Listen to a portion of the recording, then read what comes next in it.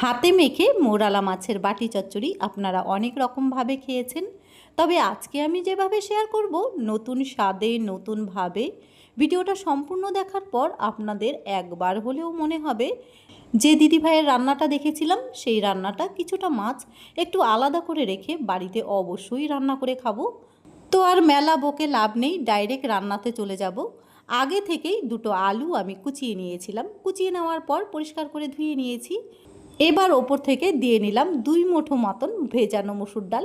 মুসুর ডাল আগে থেকেই ভিজিয়ে রেখেছিলাম আর এতক্ষণে বেশ খানিকটা ফুলে উঠেছে। সাথে দেব একটা বড় সাইজের পেঁয়াজ কুচি, 1 চা চামচ মতন আদা রসুন বাটাও একই সাথে অ্যাড করে নিচ্ছি।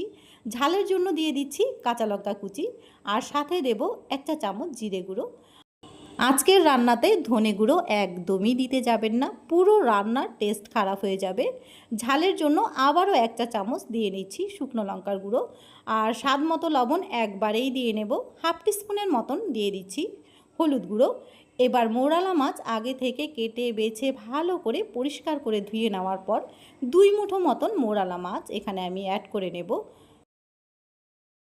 এবার 1 চা চামচ মতন কাঁচা সর্ষের তেল দিয়ে হাত দিয়ে এত ভালো করে মাখবো যাতে অর্ধেকটা রান্না এখানেই হয়ে যায়। তবে বেশি জোর দিয়ে কিন্তু মাখা যাবে না, আলতো হাতে কাজটা করে নিতে হবে।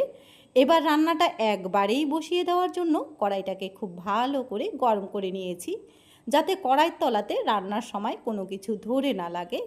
কড়াইতে এবার 2 টেবিলসের মতন সর্ষের তেল গরম করে নিলাম ফোড়নের জন্য। রান্নাটা একবারেই বসিয়ে দেব, সেই জন্য ফোড়ন দিচ্ছি একটা শুকনো লঙ্কা। শুকনো লঙ্কাটাকে মাঝখান থেকে ভেঙে দিয়েছি, আর গোটা জিরে হাফ টিস্পুন পরিমাণ দিয়ে এবার ফোড়ন আসা পর্যন্ত একটু নাড়াচাড়া করে নিয়ে মোরালা মাছের সাথে যে উপকরণগুলো আমি হাতে মেখে নিয়েছিলাম এবার ফোড়নের ওপর থেকে সমস্ত কিছু ঢেলে দিলাম। ঢেলে দিয়ে নেওয়ার পর এবার কিন্তু ভালো করে ফোড়নের সাথে কষিয়ে নিতে হবে।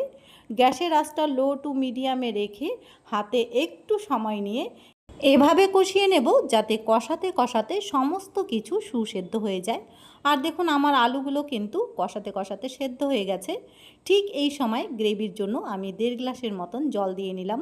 ঝোলটা দিয়ে নেওয়ার পর একটু নাড়াচাড়া করব। তারপর বেশ খানিকক্ষণ তরকারিটা টকবক করে ফুটতে দেব। তরকারিটা ফুটতে ফুটতে সমস্ত কিছু সুন্দরভাবে মজে আসবে। গ্যাসের আঁচটা মিডিয়ামে রেখে মিনিট 5 মতন রান্না করে নিলেই মোরালা মাছের হাতে মাখা বাটি চচ্চড়ি আমাদের পরিবেশন করার জন্য একদম রেডি হয়ে যাবে। তার আগে দিয়ে দিচ্ছি বেশ খানিকটা ধনেপাতা কুচি। ধনেপাতা কুচি দিয়ে নেওয়ার পর আরও খানিকক্ষণ ফুটিয়ে নেব যাতে ধনেপাতার ফ্লেভারটা সম্পূর্ণ তরকারিতে সুন্দরভাবে ছড়িয়ে পড়ে। আর এই যে দেখুন কম সময়ে কম উপকরণ দিয়ে মোরালা মাছের হাতে মাখা বাটি চচ্চড়ি আমাদের পরিবেশনের জন্য একদম রেডি। ভাত রুটি যে কিছুর সাথে খাওয়া যাবে। ভিডিওর শেষে ছোট্ট একটা রিকোয়েস্ট করব, ভিডিওটা যদি ভালো লেগে থাকে সবার সাথে শেয়ার করে আমার পাশে থাকতে ভুলবেন না। আজকের মতন এখানেই বিদায় নিলাম।